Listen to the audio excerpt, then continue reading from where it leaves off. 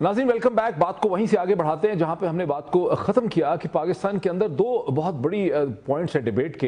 ये बहुत बड़ी डिबेट है कि हिंदुस्तान के साथ डील कैसे करना है। एक पाकिस्तान में तबका फ़िक्र है बल्कि जिसने 2007 और 8 के बाद और जनरल मुशर्रफ साहब के ज़माने में भी जब उन्होंने अक़वाम मुत्तहिदा के नुकात को या उसके रेफरेंसेस को ड्रॉप करने की बात की, और फिर 2008 के बाद तो बिल्कुल ही सूरत हाल ऐसी हो गई कि पाकिस्तान में डिबेट यही थी कि हिंदुस्तान एक बड़ी ताकत है, अमेरिका उसके साथ है, हमें हर कंडीशन पर हिंदुस्तान के साथ सुलह जो है वो करनी चाहिए, लेकिन सुलह हो नहीं सकी। और दूसरा वो पॉइंट ऑफ व्यू है कि अगर हम हिंदुस्तान के साथ हिंदुस्तान की टर्म्स एंड कंडीशन ही पे कुछ सुलह हुकूमतें करेंगी और उसको फोर्स करेंगी, उसको नाफिज़ अमल करने की कोशिश करेंगी, वो कभी सस्टेनेबल नहीं होगा और उससे पाकिस्तान में मजीद बदमनी होगी, कयास होगा। अहमद कुरैशी साहब, ये आर्गुमेंट कोई इतना आसान नहीं है जितनी आसान जुबान में आपने इसको सम अप कर दिया था ब्रेक से पहले। नहीं, ये बहुत आसान है। मैं आपको दो मिसालें देता हूँ, एक चीन और बरतानिया की हांगकांग के ऊपर, और दूसरी जो है जो हालिया ईरान के जो न्यूक्लियर डील हुई है। और दोनों के अंदर आप मिसाल देखें कि पल्ला जो है वो चीन हांगकांग वाले मसले के अंदर जो है चीन जो है for the better part of 100 years जो है हांगकांग के मसले के ऊपर जो है चीन के मौक़िफ़ हमेशा कमजोर रहा और चीन इस पोजीशन में नहीं था कि वो बरतानिया का मुकाबला करे, लेकिन उन्होंने एटलीस्ट निगोशिएशंस में जो है बराबरी रखी, उन्होंने कंसिस्टेंसी रखी, चाइना ने बराबरी रखी, और एंड के अंदर जो है फाइनली उनकी टर्म्स के करीब करीब जो है वो मसला। अच्छा, अब जरा रुके, ये बड़ी इंटरेस्टिंग हो जाएगी योर पॉइंट। देखिए, इसमें कोई कलाम ही नहीं है कि चीन की मईशत जहां 30 साल पहले थी और जहां आज है, और जब 10 साल पहले 15 साल पहले हांगकांग का फैसला हुआ है 97 के अराउंड हुआ है ना, कब एग्जैक्टली नहीं, असल फैसला तो हो गया था मार्गरेट थैचर के ज़माने में हो गया था, 80s में फैसला हो गया था। लेकिन चीन में बुनियादी तौर पर जब आप माशी तौर पर इतने मुनहसिर होंगे आलमी ताकतों पर तो आप बराबरी नहीं कर सकते। हिंदुस्तान भी बहुत मुनहसिर है, लेकिन हम ज्यादा मुनहसिर है। अहमद ने उसको ठीक डिस्क्राइब नहीं किया। चीन ने कमजोरी पे एग्रीमेंट किया नहीं, चीन वेट करता रहा, जैसे कि ताइवान पे नहीं कर रहा। नहीं तो आप भी तो यहाँ कौन कह रहा है कि आप एग्रीमेंट कर लें? यहाँ आपको देखिए ना, हम तो एग्रीमेंट करते हैं। नहीं, मैं आपसे आपकी बात को अगर मैं आगे बढ़ाऊं जो आपने जैसे उसको प्रपोज किया, आप देखिए हम क्या कर रहे हैं। हम हिंदुस्तान को लिख के देने के लिए तैयार हैं, बजाय इसके कि हम इसको हम बात ही ना करें। अगर हम वीक हैं, देखिए हम लिख के दे नहीं सकते क्योंकि हमारे दस्तूर में मौजूद है कश्मीर के मामला। नहीं, हम उसको खत्म करते जा रहे हैं, खत्म करते जा रहे हैं। और करें हम क्या करें? मैं गुजारिश करूं, हम कहते हैं कि हिंदुस्तान नाराज होता है अगर हम कश्मीर का जिक्र करेंगे, तो हम उसको हटाते चले जा रहे हैं ताकि कि हिंदुस्तान की सेंसिबिलिटी और सेंसिटिविटी मुतासर ना हो। ये कर रहे हैं हम। और हिंदुस्तान ने क्या किया स्ट्रेटेजिकली तौर पर कि उन्होंने मुंबई को कश्मीर से ज्यादा बड़ा करके देखिए, वो उनकी सिफारती, मैं तो पहले अर्ज कर चुका हूं बिल्कुल प्रोग्राम की इब्तिदा में कि आप सिफारती तौर पर दुनिया में आप खुद कमजोर भी हैं, अपने दीगर मामलात की वजह से बहुत सारी ताकतों ने गैंग अप किया हुआ है। और दूसरे, यार मेरी बात मुकम्मल करने दे, मैं आपसे बहस नहीं कर सकता डिस्टेंस पे, मैं बात मुकम्मल कर लूं, मेरी बात तो पूरी होने दें। आप बात पूरी होने दें, मैं आता हूं आपकी तरफ क्विकली। इसमें जो गुजारिश है वो ये है कि आपको ये तो कोई नहीं, देखिए आपने जो डिफाइन किया ना कि 2 ग्रोह यहाँ हैं 2 ग्रोह वहां हैं, पाकिस्तान में इत्तेफाक से 3 ग्रोह हैं, 2 नहीं है। हिंदुस्तान में बड़ी क्लैरिटी है, ये हॉक्स हैं या डव्स हैं। पाकिस्तान में 3 तरह के लोग हैं। पाकिस्तान में बाज लोग ऐसे मौजूद हैं पाकिस्तान के अपने मखसूस सियासी हालात की बिना पर जो रहे हैं 50 बरस से, जो ये समझते हैं कि हिंदुस्तान जो भी कहता है दुरुस्त है और पाकिस्तान जो भी कहता है गलत है। हिंदुस्तान में ऐसा कोई तबका मौजूद नहीं है। सही है। पाकिस्तान में एक तबका ये कहता है कि पाकिस्तान जो भी कहता है वो दुरुस्त कहता है, या पाकिस्तान का एस्टैब्लिशमेंट जो कहता है वो दुरुस्त कहता है, और उसको डिफेंड करता रहता है सुबह शाम। दूसरा तबका कुछ और लोगों का भी है जो ये समझता है कि ना वो हमेशा सच बोलते हैं ना हम हमेशा झूठ। छोटा सा ही है, वो छोटा सा है, लेकिन सैनिटी को थोड़े से लोगों में भी अगर हो तो बात आगे बढ़ सकती है। तो ये बुनियादी तो चीन की मिसाल जो है। जी अहमद, आपका भी और इरशाद साहब की तरफ। जी अहमद, मुझे इजाजत दीजिए।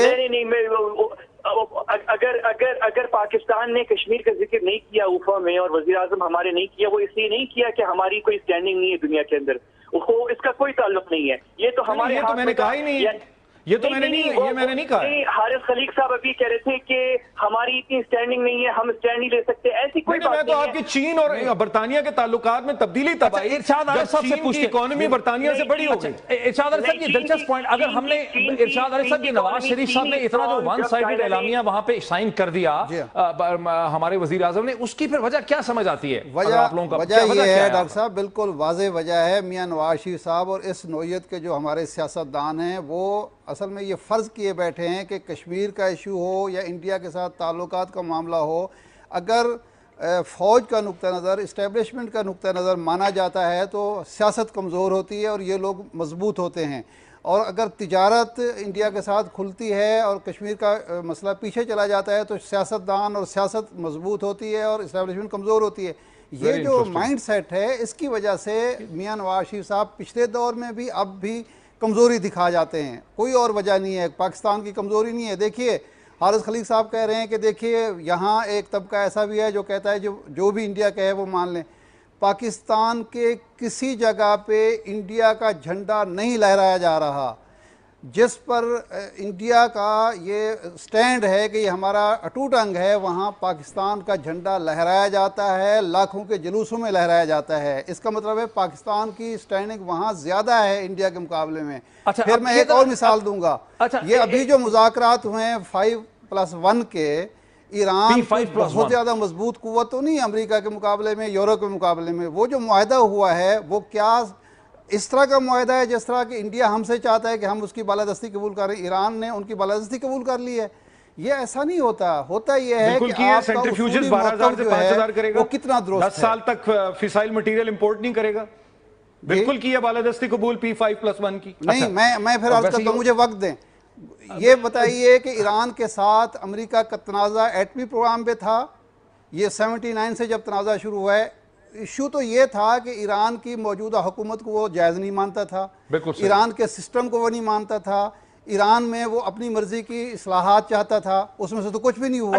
ایران نے ایک اور ایشو پر مذاکرات شروع کر دیے, اس پہ معاہدہ ہو گیا, اور آج ایران کا جو وہاں ملائیت ہے وہ بھی قابل قبول ہے, وہاں جو سسٹم ہے وہ بھی قابل قبول ہے. کہ امریکہ اور مغربی طاقتیں یہ چاہتی تھیں کہ اسلامک ریولوشن جو ہے ایران کا, جو اسلامی ریولوشن ہے, اس کو وہاں سے مار کے ہٹایا جائے, سبورٹ کیا جائے. ایران نے جو نیوکلیر یعنی لیوریج استعمال کیا مغرب کے ساتھ, اس کے نتیجے میں یہ ڈیل یہ ہو گئی کہ جی آپ نیوکلیر نہیں ہوں گے. وہ ساتھ ساتھ ڈبل سپیک کرتے رہے, وہ نیوکلیر راستے پہ چلتے بھی رہے اور یہ بھی کہتے رہے کہ ہم نیوکلیر نہیں ہونے لگے ہیں. اور ان دی اینڈ انہوں نے ایک ڈیل کر لی ہے جس میں انہوں نے اپنی لیجیٹیمیسی جو ہے وہ مغرب کے سامنے اسٹیبلش کر لی ہے. اس کو تو پھر آپ در حقیقت یہ کہیں گے ایک سپیریئر ڈپلومیٹک نیشنلسٹک, ان کی جو ڈپلومیسی تھی وہ بڑی انٹیلیجنٹ تھی. پاکستان کی جو ڈپلومیسی اور سیاست ہے وہ در حقیقت انتہائی یعنی خالی دماغ کی اور بھونڈی قسم کی ڈپلومیسی ہے انڈیا کے ساتھ. میں یہی کہہ رہا ہوں کہ جو ایشو تھا وہ پیچھے چلا گیا. ایران نے اپنا وجود منوا لیا ان سے. ہم بھی اگر چاہیں تو ایسا کر سکتے ہیں, لیکن ہم کرتے نہیں ہیں. فارملی اناؤنس کرنے سے پہلے ہی انہوں نے اتنا لیوریج کریٹ کر لیا اپنا جو ہے مڈل ایسٹ کے اندر. حزب اللہ لبنان کے اندر ہو گیا, شام میں اسد فیملی ہو گئی, عراق کے اندر ان کی بے تحاشا ملیشیاز ہو گئی, گورنمنٹ ہو گئی.